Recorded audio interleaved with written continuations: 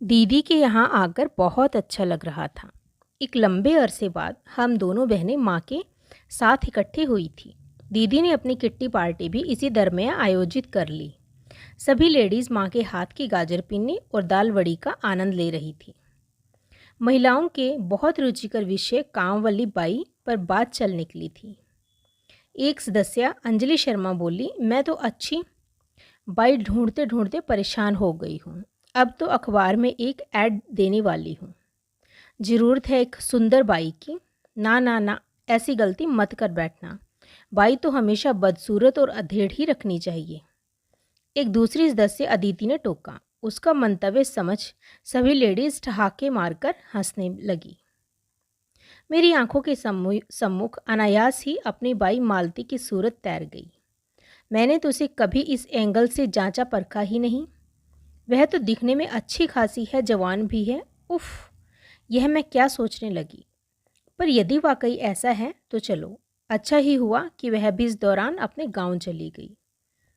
कितना नाराज़ हुई थी मैं उस पर जब मुझे पता चला था कि वह मेरी अनुपस्थिति में गांव जा रही है। मैं उस पर बरसी पड़ी थी। तुझसे सब बात हो जाने के बाद मैंने अपना आरक्षण करवाया था। तूने कहा था पीछे से बराबर आएगी, साहब का खाना कपड़े कर देगी। अब अचानक क्या हो गया? मैडम, बहन का रिश्ता तय हो रहा है, मुझे जाना पड़ेगा। मालती सफाई पेश कर काम में लग गई थी। मानो उसे आगे कुछ नहीं सुनना है। मैं खींचती रह गई थी। पवन को बताया तो उन्होंने भी सामान्य तरीके से लिया था। ठीक है, कोई ख़ास बात नहीं, मैं कैंटीन में खा लूँगा या कुछ बना लूँगा। पार्टी ख़त्म हो गई थी, पर मेरे दिमाग में शक का कीड़ा घर कर गया था। मालती ने हाँ करके भी ऐन वक्त पर मना क्यों कर दिया? क्या उसे पवन से खतरा? नहीं नहीं, ऐसा कैसे हो सकता है? कुछ सोचते हुए मैंने अपनी सहेली रचना को फ़ोन लगा लिया। उसके यहाँ मेहमान आए हुए थे। अभी तो मालती भी नहीं है। मुझे तुझे दिक्कत आ रही होगी। क्यों, मालती क्यों नहीं है? वह तो बराबर आ रही है। रचना ने आश्चर्य जताया। क्या? लेकिन मुझे तो कहा था कि वह भी इस दौरान छुट्टी पर जा रही है और मेरे लौटने तक ही लौटेगी। मैं भी आश्चर्यचकित थी, लेकिन मुझे तो उसने कभी ऐसा कुछ नहीं कहा। ठीक है, आकर बात करते हैं। मैंने फ़ोन रख दिया था। दिमाग में घुसा शक का कीड़ा बुरी तरह बिलबिलाने लगा था। मालती को छुट्टी पर नहीं जाना था तो मुझसे झूठ क्यों बोली? इसका मतलब वह मेरी अनुपस्थिति में बराबर घर जा रही है। और क्या? मैं कल्पना नहीं कर सकी। बदन में झुरझुरी सी दौड़ गई थी। मेरे खिलाफ इतना बड़ा षड्यंत्र रचा गया और मैं मूर्ख बन गई। रचना से बात न की होती तो मुझे कभी पता ही नहीं लगता कि मालती पीछे से आ रही थी। मैंने तुरंत लौटने का निश्चय कर लिया। माँ और दीदी के सामने बहाना बना दिया कि उल्टा सीधा खा लेने से पवन का पेट गड़बड़ हो गया है, इसलिए मुझे लौटना होगा। जितनी खुशी खुशी आई थी, लौटते वक्त मन उतना ही खिन्न था। यहाँ तक कि मैंने पवन को अपने आने की सूचना भी नहीं दी। घर की एक चाबी तो मेरे पास थी ही, उसी से ताला खोलकर मैं अंदर प्रवेश कर गई। मन यह सोचकर आशंकित था कि जाते वक्त जो घर मेरा था शायद अब मेरा नहीं रहेगा। पर लाख खोजने पर भी कोई सुराग हाथ नहीं लगा। बिस्तर पर अखबार, कपड़े पड़े थे, सिंक में चाय के झूठे बर्तन थे। लग नहीं रहा था कि मालती पीछे से आई है। शक का कीड़ा कुलबुलाने लगा। यही तो उन्हें दिखाना था, और आई भी होगी तो क्या साफ सफाई बर्तन किया होगा, गुलछर्रे उड़ाकर चली गई होगी। मैंने रचना को फ़ोन किया कि मैं आ गई हूँ, मालती आए तो भेज देना। थोड़ी ही देर में वह आकर चुपचाप काम पर लग गई। मैंने किसी तरह अंदर के आक्रोश को जब्त किया। गांव से जल्दी आ गई, जाना ही नहीं हो पाया। बहन का रिश्ता आगे टल गया था, तो फिर पीछे काम पर क्यों नहीं आई? सारा घर गंदा बिखरा पड़ा है, ताला लगा था। तूने किसी से कहा साहब से चाबी लेकर रखने को?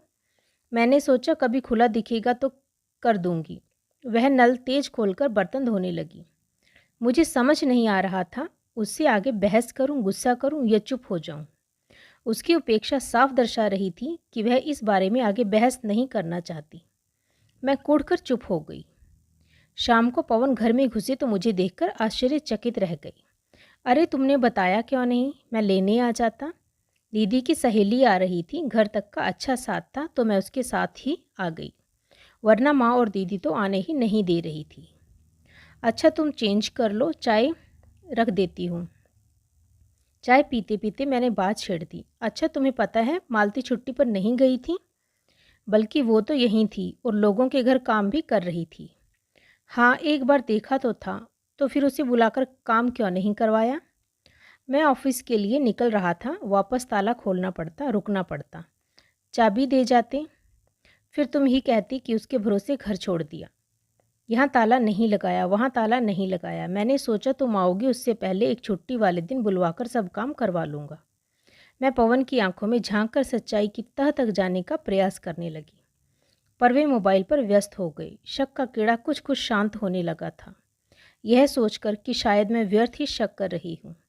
अभी कीड़ा पूरी तरह शांत होकर बैठा भी नहीं था कि अगले दिन आई रचना के फ़ोन से फिर कुलबुला उठा। मालती से बात हुई तुम्हारी? पता चला उसने झूठ क्यों बोला था?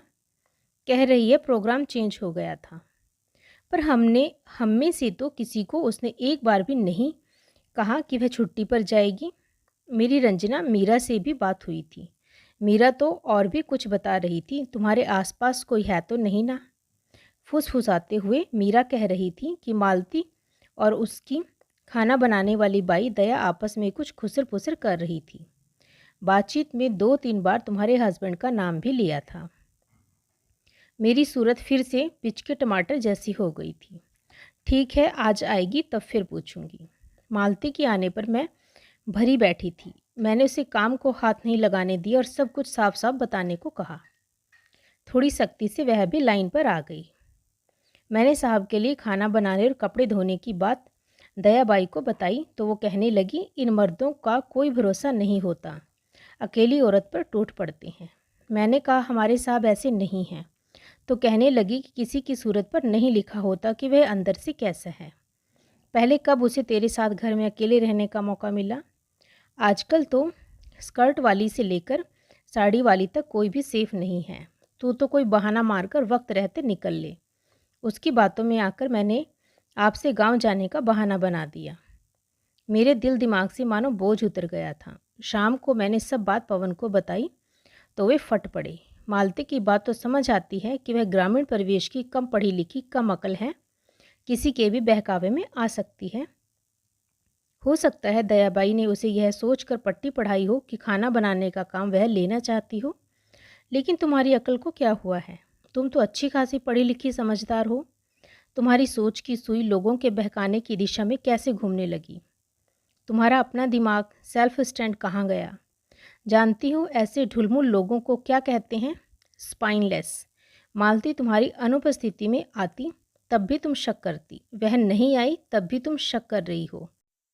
इसने भड़काया तो तुम्हारी सोच की सुई इधर घूमने लगी, उसने भड़काया तो तुम्हारी सोच की सुई उधर घूमने लगी।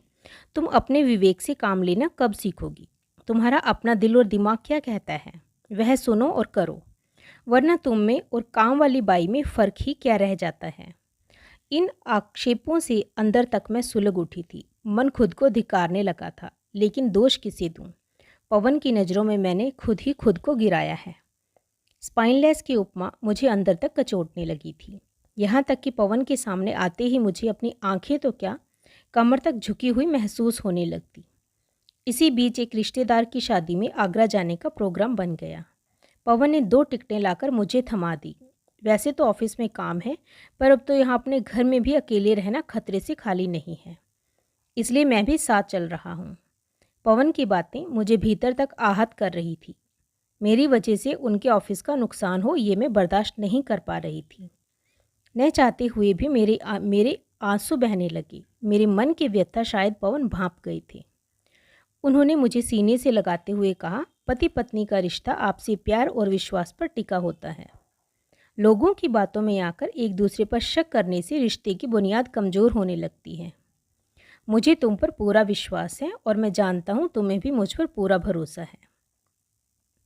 पवन की बात को बीच में ही काटते हुए मैं बोल पड़ी, अगर आपको मुझ पर भरोसा है तो आप अपना टिकट वापस कर दीजिए। ऐसा न हुआ तो मैं खुद को कभी माफ़ नहीं कर पाऊँगी।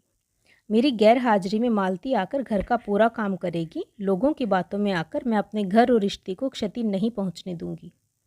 पवन ने मुस्कुराते हुए मेरा माथा चूमा और कहा, वैसा ही होगा मैडम, जैसा आप चाहेंगी। मैं भी मुस्कुराते हुए उनकी बाहों में समा गई। अचानक मुझे लगा जैसे मेरी झुकी कमर सीधी हो गई है।